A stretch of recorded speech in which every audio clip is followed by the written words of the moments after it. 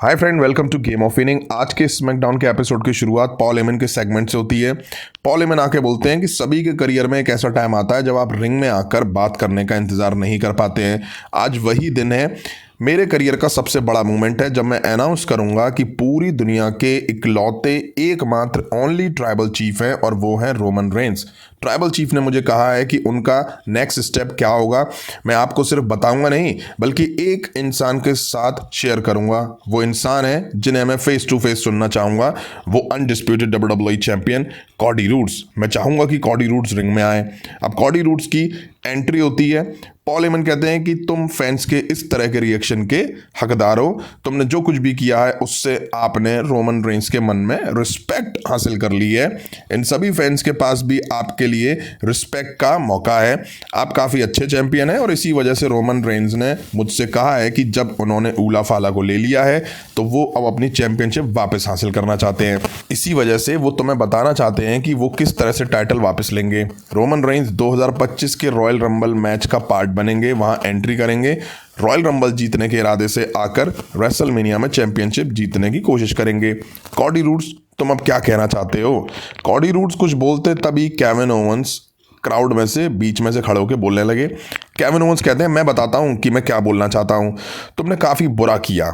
Bad blood में तुमने Roman Reigns के साथ काम करा और रॉ ऑन नेटफ्लिक्स डेब्यू पर रॉक को गले लगा लिया। ये चल क्या रहा है? तुम अब पॉल हेमन से हाथ मिला रहे हो। तुम ब्लड लाइन की हालत खराब कर सकते थे, लेकिन तुमने उनकी हेल्प करी। दोस्ती को छोड़िए, तुम पूरी कंपनी को नुकसान पहुंचा रहे हो। कॉडी रूड्स फैंस के बीच गए केविन ओवंस के लिए। केविन ओवंस और उन दोनों का ब्रॉल शुरू हो जाता है।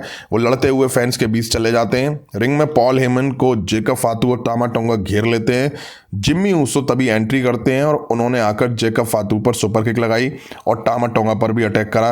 अब उन्होंने दोनों सुपरस्टार पर हिप अटैक भी करा, फिर चेयर से भी अटैक करा। जेकब फातू के शोल्डर टैकल से जिम्मी ऊसो ढेर हो गए। अब न्यू ब्लड लाइन के दोनों मेंबर जिम्मी ऊसो के खिलाफ डोमिनेट कर रहे थे, बुरी तरह से उन्हें मार रहे थे। रेफरी और ऑफिशियल आए, लेकिन जेकब फातू ने उन पर भी अटैक कर दिया।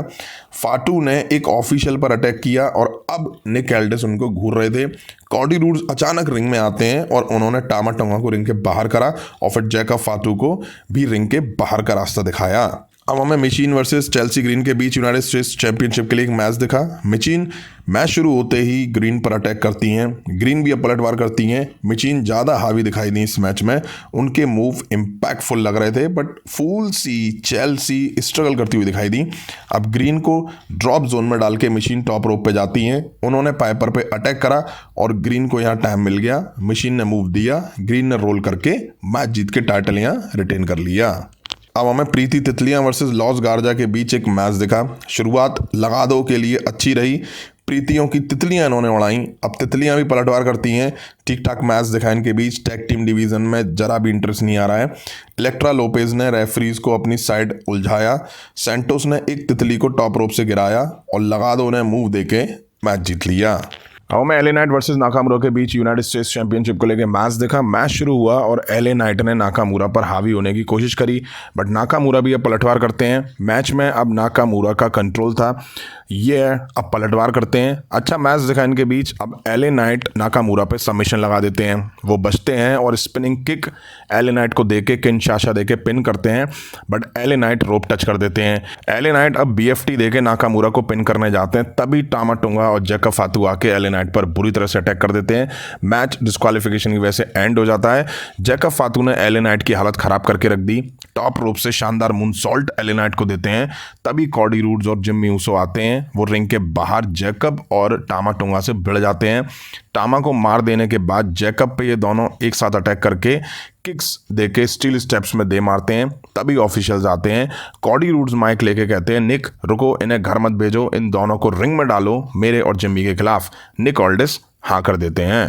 अब हमें motor City Machine gun versus A town down under के बीच मैच देखा। थ्योरी और ग्रेसन वॉलर शुरू में कंट्रोल बनाते हैं। अच्छा मैच देखा इनके बीच, एक्शन भी अच्छा था। अब मोटर अपनी मशीन चला के दोनों में तबीयत से मार देते हैं और एंड में match Motor City Machine Gun जीत ले जाते हैं। अब हमें new women's champion Tiffany Stratton दिखाई दी। इंटरव्यूअर उनसे पूछता है कि मनी इन द बैंक को कैश इन करके वर्ल्ड को शॉक करके आप चैंपियन बनी।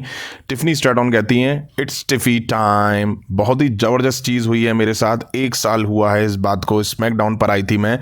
बनी मनी इन द बैंक 25 से कम की एज में। मैं आपकी हूँ चैंपियन। लास्ट वीक से पहले तक कई लोग बात कर रहे थे कि नाया जैक्स इतने टाइम से मुझे दबा रही थी। देखो, नाया जैक्स ने नहीं दबाया था, मैंने उसकी दोस्ती करी और अब मैं हूँ चैंपियन। अब कौन है बेवकूफ़? उसे लगा कि मैं बेवकूफ़ हूँ क्योंकि मैंने उसे ऐसा सोचने दिया। अब मैंने उसकी सबसे प्यारी चीज़ उससे चुरा ली है बिना टाइम निकाले। आप बताएं कि ये कौन सा टाइम है? तभी नाया जैक्स की एंट्री होती है। नाया जैक्स कहती हैं, तुम एहसान फरामोश टिफ़नी, तुम जानती हो मैं तुम्हें जान से मार सकती हूँ। तुम वहाँ खड़े होकर बोल रही हो कि तुमने मुझे बेवकूफ़ बनाया। तुम कुछ नहीं हो, मैंने तुम्हें बनाया। मेरा मतलब कि तुम्हारे जो बचे कुचे ब्रेन सेल्स हैं उनका इस्तेमाल करके तुमने सोचा कि तुम मुझ पे money in the bank cash in करो। उसके लिए बधाइयाँ। और अब तुम मज़ा आ रहा है तुम्हें और तुम सेलिब्रेट कर रही हो। ये टिफ़ी टाइम है, टाइम ख़त्म हो चुका है। या तो तुम टाइटल मुझे वापस दे दो या मैं तुमसे ले लूँगी ये टाइटल। तभी यहाँ बेले की एंट्री होती है। डिंग डोंग नाया, क्यों ना तुम चुप हो जाओ। क्या तुम्हें पता है टिफ़ी, ये तुम्हारा प्लान था तो अच्छी बात है। मैं जानती हूँ तुम बेवकूफ़ नहीं हो, बट नाया तुम बहुत बड़ी बेवकूफ़ हो। तुमने बनाया उसे, तुमने बढ़ाया उसको आगे और तुम्हारे साथ वो साथ चली, तुम्हारे साथ ही उसने दगा कर दिया। टिफ़ी, मैं जानती हूँ तुम्हारा मोमेंट है जश्न मनाने का।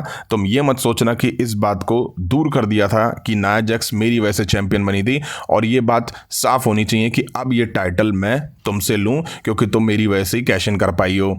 नाओमी आ जाती हैं, वो बोलती हैं, हम सब जानते हैं, देखो हमने हरा ही दिया था तुम्हें लास्ट वीक। नाया, अगर ये टिफ़ी नहीं आती तो मेरे पास 2 टाइटल होते। अगर टिफ़ी को टाइटल के लिए लड़ना है तो पहले मुझसे लड़े। नाया जैक्स कहती हैं कि नाओमी जाओ, किसी को फ़र्क नहीं पड़ता है। नाया अब बियांका और नाओमी का सर आपस में दे मारती हैं। बेले नाया पर अटैक करती हैं। अब तीनों मिलके नाया जैक्स पे अटैक कर रही थी। तभी Tiffany stand on moonsault दे के सबको ढेर करके निकल जाती हैं। तभी निक एल्डिस आ जाते हैं। वो आके बोलते हैं, मेरे पास एक आइडिया है। तुम चारों को देखते हुए तुम फेस करोगी एक दूसरे को फैटल 4-वे मैच में। जो जीतेगा वो नंबर 1 कंटेंडर होगा और टिफ़नी स्टैंड को फेस करेगा। अब देखिए, नाया जैक्स, बेले, नाओमी का तो समझ में आता है कि तीनों ने आके दावा ठोका कि हाँ भैया हमें चैंपियनशिप चाहिए। बट बियांका ब्लेयर ने तो कुछ बोला भी नहीं। उनको इस मैच में ज़बरदस्ती घुसेड़ दिया कि भैया बियांका ब्लेयर है, मौका तो मिलेगा टाइटल के लिए। अब हमें Bianca Blair versus Nia Jax versus Naomi versus बेले के बीच फैटल 4-वे मैच दिखा। इनका पहला टारगेट तो इस मैच में नाया जैक्स ही थी। वहीं बियांका ब्लेयर और नाओमी एक दूसरे के खिलाफ बच रही थी। अब नाओमी बेले भिड़ती हुई दिखाई दी। नाया जैक्स आके बेले को रिंग से खींच के बैरिकेड में दे मारती हैं। नाया जैक्स अब नाओमी को रिंग में पटकती हैं। अब नाया जैक्स और बियांका भिड़ती हुई दिखाई दी। ये फैटल 4-वे मैच कम 3-on-1 हैंडीकैप मैच ज़्यादा नजर आ रहा था। सबका टारगेट घुमा फिरा के नाया जैक्स ही थी। बियांका और बेले मिलके नाया जैक्स में मार देती हैं। नाया को बाहर करती हैं और फिर दोनों आपस में भिड़ जाती हैं। नाओमी और बियांका तो एक दूसरे के खिलाफ भिड़ती ही नहीं दिखाई दी। आमने सामने आई भी, लेकिन दोनों ने अवॉइड करा। दोनों टैग टीम चैंपियंस जो हैं, फिर काहे को दोनों को इस मैच में डाला गया, मेरी समझ से परे है। अब नाओमी, बियांका ब्लेयर दोनों मिलके बेले में मार देती हैं। अच्छा मैच दिखा इन वुमेन्स के बीच में। कैंडिस लेरे जो कि रिंग साइड आके खड़ी हो गई थी, इन्होंने भी इस मैच में इंटरफेयर करने की कोशिश करी। वहीं बियांका ब्लेयर और नाओमी अनाउंस टेबल के उस पार जाके गिरी हुई थी। अब रिंग में थी बेले और नाओमी। बेले ने नाओमी को मूव देके मैच जीत लिया और क्वालिफाई कर गई टिफ़नी स्ट्रैटन के खिलाफ चैंपियनशिप मैच के लिए। अब हमें Jimmy Uso, Cody Rhodes versus Jacob Fatu Tama Tonga के बीच मैच देखा। कॉडी रूड्स और टामा टोंगा मैच की शुरुआत करते हैं। कॉडी रूड्स शुरू में टामा टोंगा में मार देते हैं। वो टैग जैकब फातू को देते हैं। इधर टैग जिम्मी पे आता है। अब जैकब फातू जिम्मी ऊसो में तबीयत से मार देते हैं। वहाँ टामा टोंगा और जैकब फातू अपनी साइड फंसा के जिम्मी ऊसो में खूब मार दे के कंट्रोल बना लेते हैं। अब टैग जैसे तैसे जिम्मी जैकब पे मूव लगा के कॉडी रूड्स को देते हैं। उधर टैग जैकब टामा टोंगा को देते हैं। कॉडी रूड्स आके टामा टोंगा में मार देते हैं और मोमेंटम अपनी साइड शिफ्ट करते हैं। कॉडी, जैकब और टामा दोनों पे डाइव लगाते हैं। अब टामा टोंगा कॉडी रूड्स पे फाइट बैक करते हैं। अब कॉडी रूड्स टामा टोंगा पर सुपर प्लेक्स देते हैं। दूसरे टॉप रोप से जिम्मी ऊसो स्प्लैश देते हैं। जैकब को सुपर किक, कॉडी कटर देके रिंग के बाहर कर दिया जाता है। तभी केविन ओवेंस की एंट्री होती है। कॉडी रूड्स उनको मारने रैंप पे चले जाते हैं। ये लोग लड़ते भिड़ते हुए बैक से चले जाते हैं। रिंग में जिम्मी ऊसो स्पीयर देकर टामा टोंगा को पिन कर लेते हैं, बट जैकब फातू पकड़ के रिंग के बाहर खींच लेते हैं। जैकब अब जिम्मी में मार देके रिंग में लाके मून सॉल्ट देके पिन करते हैं और मैच जीत ले जाते हैं। बैक स्टेज केविन ओवेंस और कॉडी रूड्स लड़ते भिड़ते हुए अब ये क्राउड में आ जाते हैं। क्राउड में आके ये एक दूसरे पे मार दे रहे होते हैं। केविन ओवेंस और कॉडी रूड्स बॉक्सेस पे आके खड़े हो जाते हैं। टेबल पे पावर बम देने की केविन ओवेंस कोशिश करते हैं कॉडी रूड्स को, but Cardi roads Kevin Owens को लेके टेबल पर गिर जाते हैं। यहीं आज स्मैकडाउन का एपिसोड एंड हो जाता है। अब पूरे अगर शो की बात करें, 3 घंटे के शो की बात करें तो शो नॉर्मल था, ठीक ठाक था, ज़्यादा कुछ था नहीं शो में। मैं आप लोगों को बता दूं 3 घंटे के शो में किसी भी तरह का कोई ट्विस्ट नहीं, कोई भी सरप्राइज नहीं देखने को मिलता है। ना रोमन रेंज इस एपिसोड में दिखे, ना सोलो सिकोवा देखने को मिले। अब सर्वाइवर सीरीज़ के बाद Roman Reigns raw on Netflix पे दिखाई दिए थे। अब रॉ ऑन नेटफ्लिक्स पे जैसे तैसे दिखाई दिए, अब उसके बाद वाले यानी कि इस वाले स्मैकडाउन के एपिसोड में गायब दिखाई दिए। और मुझे नहीं लगता है कि रोमन रेंज अब दिखाई भी देंगे, क्योंकि उनकी एंट्री अब रॉयल रंबल के लिए अनाउंस हो चुकी है। पॉल हेमन ने ये अनाउंस कर दिया है और उन्होंने क्लियर बोला है कि रोमन रेंज रॉयल रंबल जीत के कॉडी रूड्स के टाइटल के लिए आएंगे। हालांकि ऐसा होगा नहीं होगा ये तो खैर रॉयल रंबल में ही पता चलेगा। वहीं सोलो सिकोवा भी इस एपिसोड में देखने को नहीं मिले हैं। तो कुल मिला के जो शो का मजा था वो जैकब फातू के चारों तरफ घूमता हुआ दिखाई दिया। जैकब फातू इस एपिसोड में अच्छे एक्शन में दिखाई दिए, बवाल मचाते हुए वो दिखाई दिए कहीं ना कहीं इस एपिसोड में। तो उनको इस चीज़ के लिए तो क्रेडिट बनता है। अगर आपने वीडियो यहाँ तक देखी और लाइक नहीं करी तो लाइक करें, चैनल पर नहीं हो तो चैनल को सब्सक्राइब करें। मिलता हूँ जल्दी नेक्स्ट वीडियो में। Thank you.